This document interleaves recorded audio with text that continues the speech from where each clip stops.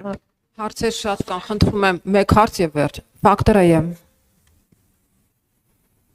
Շնորհակալություն, պարոն Դանիելյան, ամեն դեպքում այս հարցման շրջանակներում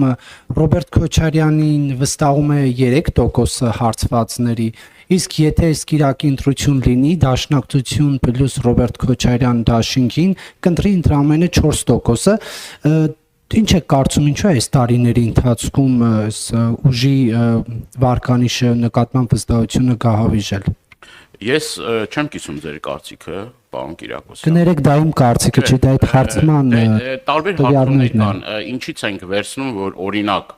ամենայն հարգանքով բոլոր սոցհարցումներ իրականացնող կազմակերպություններին։ Ինչից ենք վերցնում, որ ինչ որ մի կազմակերպության սոցհարցումները պետք է հիմք ընդունենք, այն մի սոցհարցումները հիմք չպետք է ընդունենք։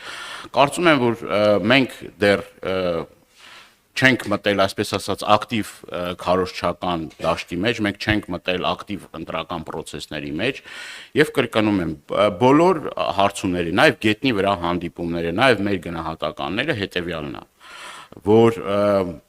հավաքական ընդդիմությունը շատ ավելի շատ քվեներ ունի, քան Նիկոլ Փաշինյանը եւ իր սատելիտ ուժերը։ Սա մեր գնահատականն է, կրկնում եմ, այս ընթացքում շատ բաներ կարող են փոխվել, այն առումով, որ ընդդիմությունը հնարավորություն ունի իր քվեները ավելացնել, այսինքն իր ձայները ավելացնելու։ Նիկոլ Փաշինյանի ընկած վարկանիշը որևէ մի կերպ հետ բերելու հնարավորությունը ես չեմ տեսնում։ Մեր վարկանիշը բավականին բարձր է եւ մենք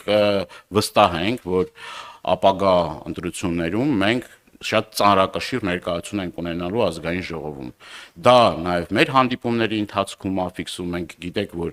Հայաստան դաշինքը ակտիվ հանդիպումների շարք է սկսել, մարզային հանդիպումների շարք է սկսել եւ ուզում եմ ձեզ տեղեկացնել, որ անգամ իշխանությունների կողմից, որ խոչընդոտներ են ստեղծում մեր համակիրների կամ մեր քաղաքացիների հետ հանդիպման վայրի հետ կապված, ճնշումներ են իրականացում տարբեր մեր աջակիցների կողմից, գիտեք, որ կալանավորումներ, ձերբակալություններ, մարդկանց վախեցնելու, չնայած այդ ամեն ինչին մենք տեսնում ենք, որ այդ մի քանի